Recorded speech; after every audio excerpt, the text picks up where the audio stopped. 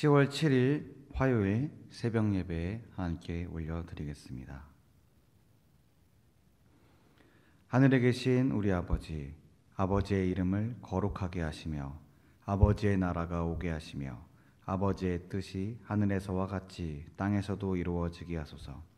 오늘 우리에게 일용할 양식을 주시고 우리가 우리에게 잘못한 사람을 용서하여 준 것 같이 우리 죄를 용서하여 주시고 우리를 시험에 빠지지 않게 하시고 악에서 구하소서. 나라와 권능과 영광이 영원히 아버지의 것입니다. 아멘.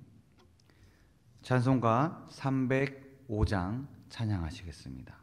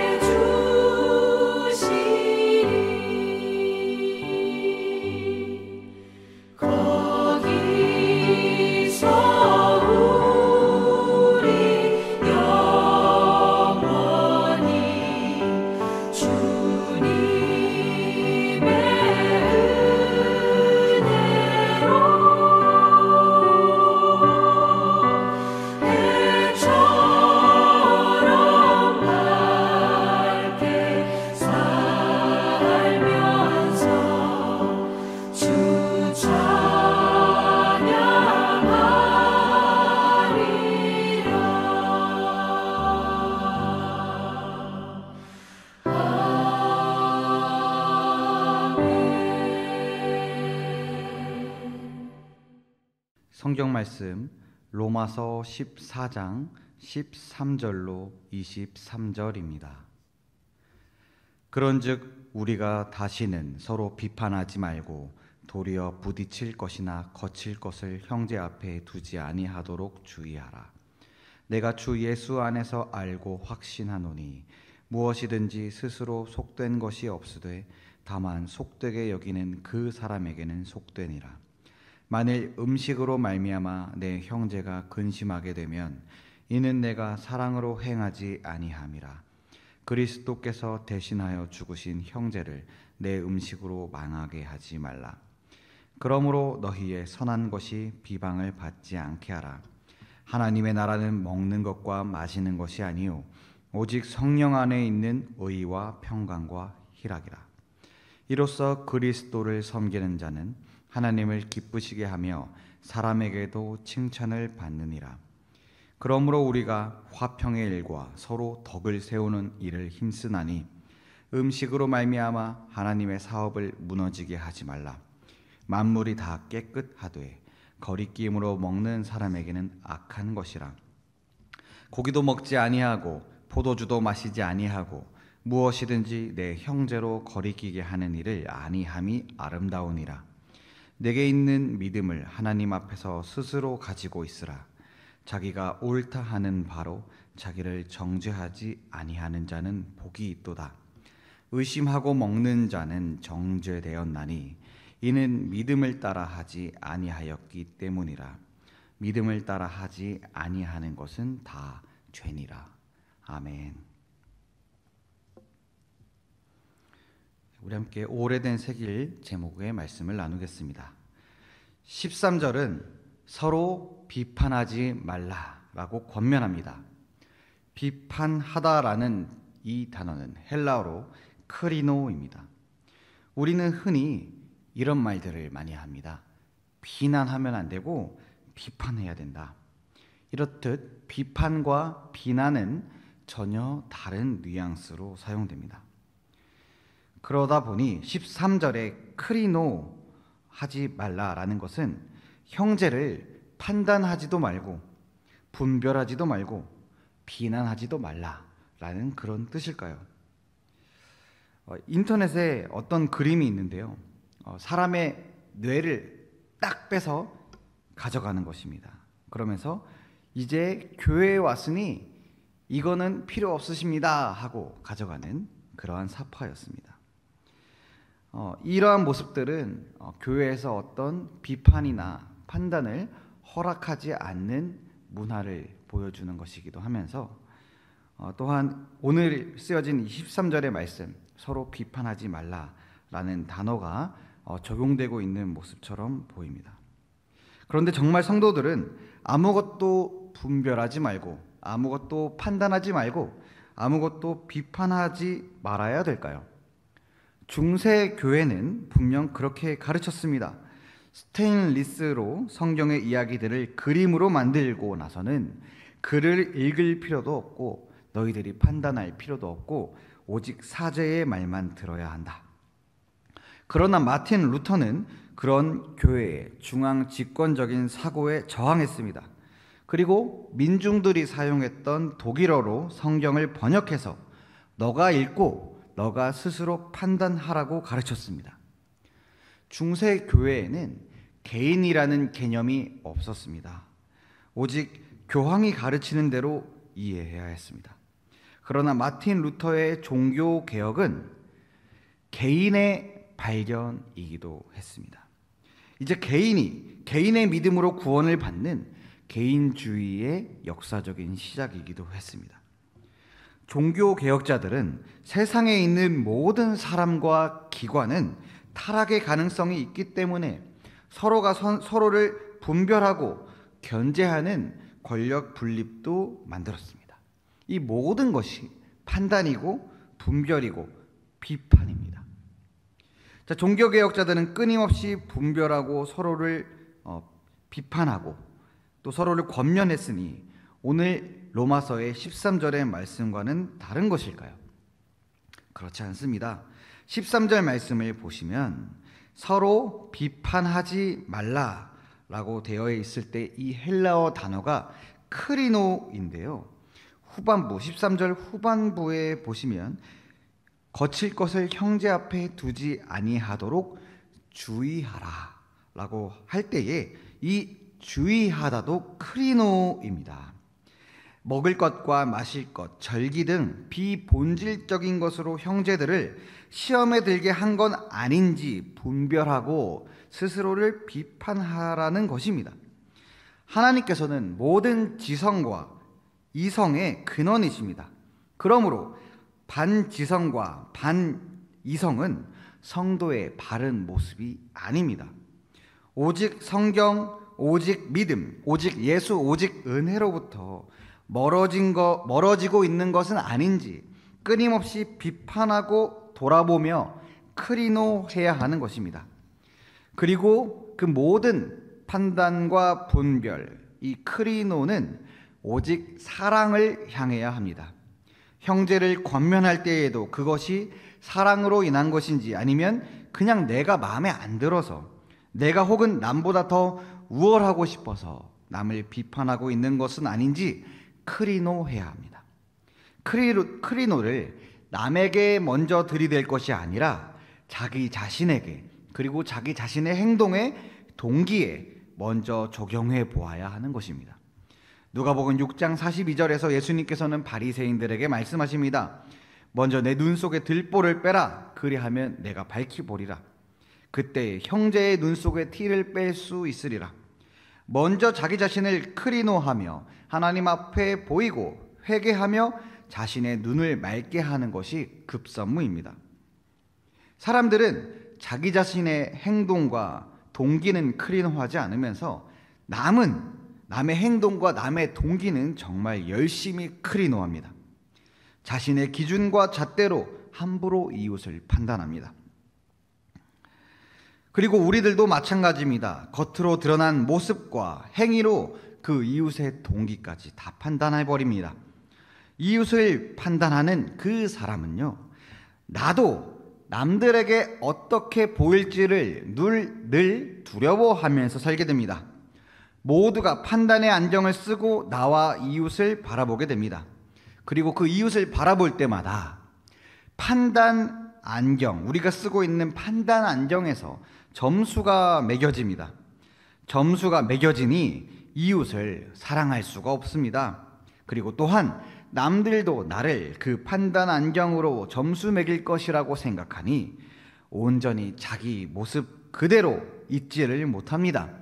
그러다 보니 관계가 부자연스러워지고 얼어붙으며 싸움이 끊이지 않게 되는 것입니다.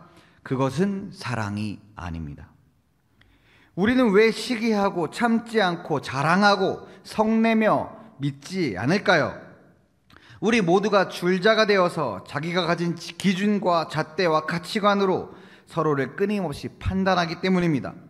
남보다 내가 좀 낫다 싶으면 교만해지고, 자랑하고 남보다 좀 못하다 싶으면 한없이 초라해지고, 어떻게든 그 초라함을 감추려고 자기 유익을 구하고 성내고 악한 것을 생각합니다.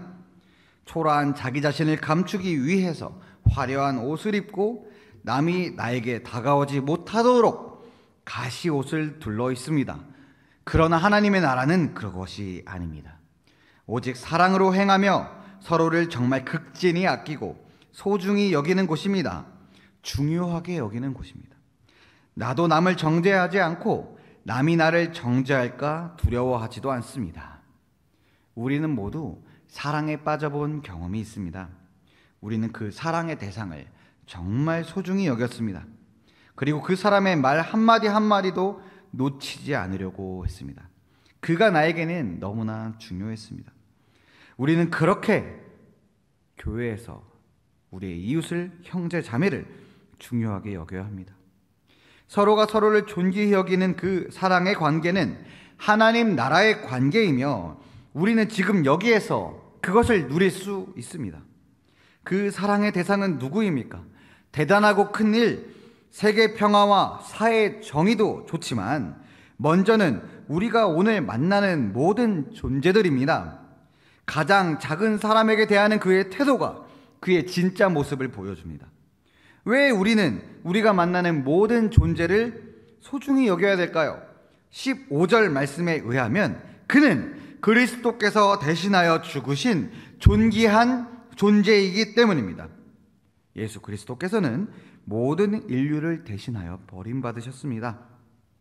그리스도를 통한 화해는 모든 인류에게 미칩니다. 내가 아무리 싫어도, 내가 아무리 그 사람을 하찮게 여겨도 나의 그 판단과 전혀 상관없이 그는 존귀한 존재입니다. 어떤 죄인도 예외 없이 그리스도께서 대속하신 존재입니다. 그와의 관계에 대한 하나님의 명령은 사랑입니다. 바울은 선포합니다. 17절입니다. 하나님의 나라는 먹는 것과 마시는 것이 아니요 오직 성령 안에 있는 의와 평강과 희락이라. 의와 평강과 희락을 한마디로 평안한 관계에서 누리는 기쁨이라고 볼 수 있습니다. 하나님을 사랑하고 이웃을 사랑하는 것이 하나님의 나라입니다. 그 나라에서는 나도 이웃을 판단하지 않고 자유합니다. 자존감이 낮은 사람일수록 사람들의 칭찬과 인정에 목말라 있습니다. 정말 안타깝게도 사람들의 인정과 칭찬을 받으려고 하면 할수록 오히려 관계가 파괴되는 경우가 많습니다. 행동이 부자연스럽고 남을 위해 한다고 해도 사람들이 그저 부담스러워할 뿐입니다. 왜 그렇게 되는 걸까요? 사람들은 모두 영적인 존재이고 말을 안 해서 그렇지 상대방이 어떤 마음으로 하는가, 정말로 나를 사랑하고 존중해 주는가, 아니면 자기 만족을 위해서 하는가를 어렴풋이나마 느끼기 때문입니다.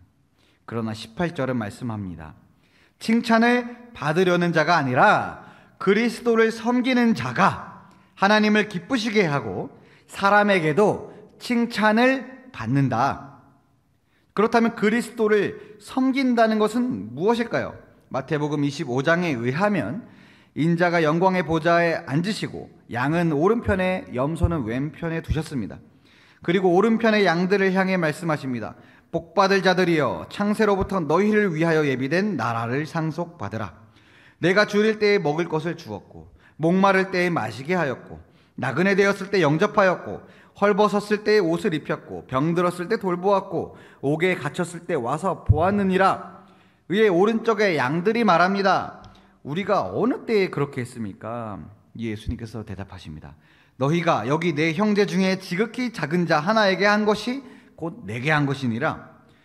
여기서 지극히 작은 자에게 한 것이 주께 한 것이다 라는 이 말씀은 내가 천국에 가려고, 내가 천국을 상속받기 위해서 이 작은 자에게 베풀 것이다 하는 것이 아닙니다.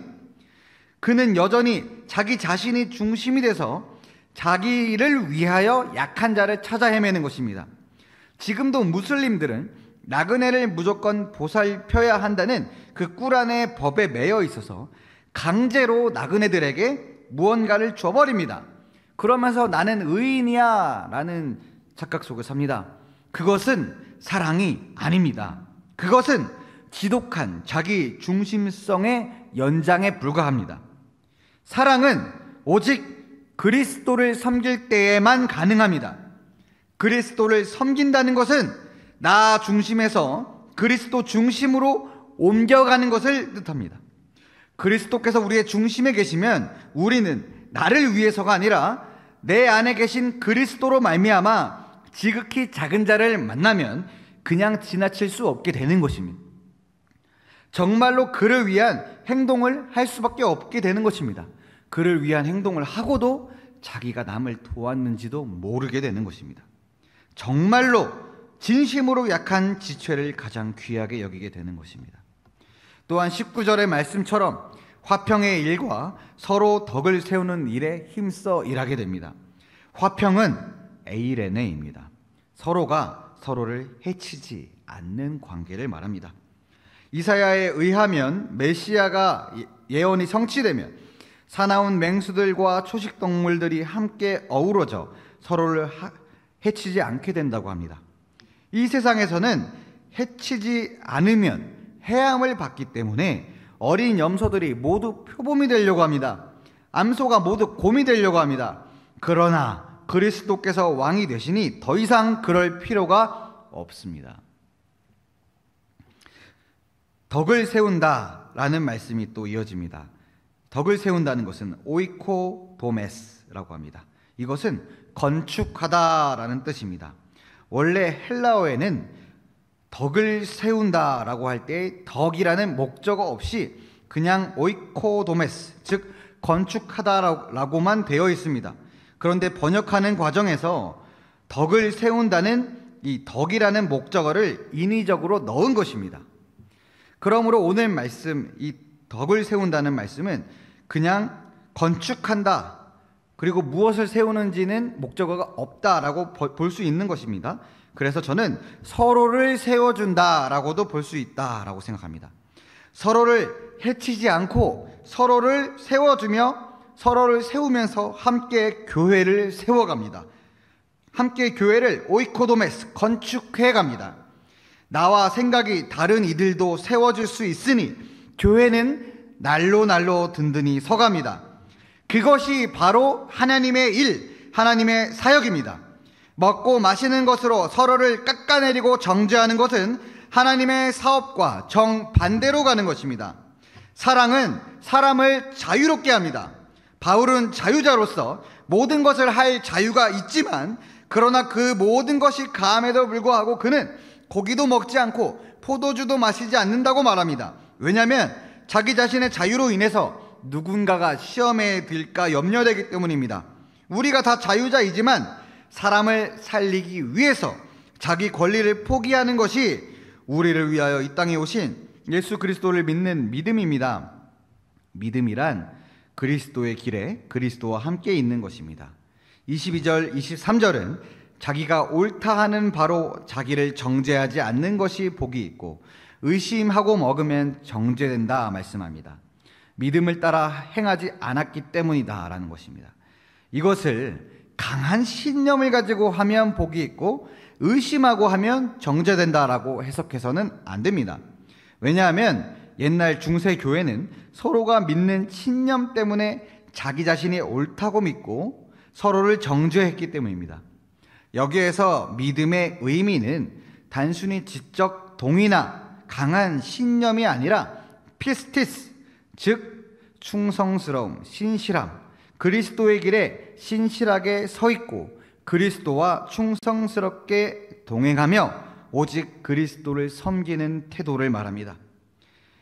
그리스도의 의미가 그에게 참을 수 없게 큰 것을 뜻합니다. 그리스도의 십자가가 그의 중심에 굳건히 서 있는 것이 믿음, 곧 피스티스입니다. 그 믿음을 하나님 앞에 스스로 가지고 있는 자는 이제 담대히 나아가면 됩니다. 마틴 루터는 아무리 거룩해지려고 노력해도 벗을 수 없는 죄의 무게에 끊임없이 좌절했습니다. 그러나 그는 자신의 죄보다 더 큰 하나님의 은혜를 만났습니다. 중세교회는 사람들을 끊임없이 정죄의 수렁으로 끌고 내려와서 너는 죄인이다, 너는 죄인이다 세뇌하고 통제했으나 루터가 만난 하나님은 너는 죄인이다, 근데 나의 은혜가 더 크다 말씀하시는 하나님이었습니다. 그래서 그는 이렇게 담대히 외쳤습니다. 담대하게 죄를 지어라. 그러나 더 담대하게 그리스도를 신뢰하라. 그것이 자유입니다. 어떻게 이웃을 위해 자유를 포기하고 오히려 자유인이 될 수 있는가? 얼핏 보면 말도 안 되는 것 같습니다. 자유를 포기하든가 자유를 얻든가 둘 중에 하나 아니겠습니까? 그러나 그 사이에 예수 그리스도라는 유일한 길이 있습니다. 이 오래된 새 길 외에 다른 길은 없습니다. 자유를 포기하고 오히려 자유하는 것은 불가능하나 가능합니다. 그 유일한 길에 들어선 자는 고린도 후서 6장 10절의 축복의 말씀을 누리게 될 것입니다. 근심하는 자 같으나 항상 기뻐하고 가난한 자 같으나 많은 사람을 부요하게 하고 아무것도 없는 자 같으나 모든 것을 가진 자로다. 이 말씀이 우리 가운데 성취되므로 예수 그리스도라는 오래된 새 길 위에서 예수 그리스도라는 불가능한 가능성을 만나는 복된 명절 되시기를 축복합니다. 기도하겠습니다. 하나님 아버지, 오늘 예수 그리스도라는 오래된 새 길을 통하여 자유를 포기하면서 오히려 자유한 불가능한 가능성을 함께 나누었습니다. 예수 그리스도께서 우리에게 베풀어 주신 그 놀라운 사랑으로 말미암아 우리가 서로를 참으로 사랑하게 하여 주시고 판단을 할 때에도 오직 나 자신의 행위와 동기부터 판단할 수 있는 은혜를 베풀어 주시옵소서. 그리함으로 우리 명절 가운데 모든 가정의 구성원들이 서로를 정말 세워주는 함께 가정이라는 이 교회를 건축해가는 복된 명절 되게 하여 주시옵소서. 이 모든 말씀 우리 주 예수 그리스도의 이름으로 기도하옵나이다. 아멘. 이 시간 주여 3번 외치고 교회를 위하여 기도하겠습니다. 주여, 주여, 주여.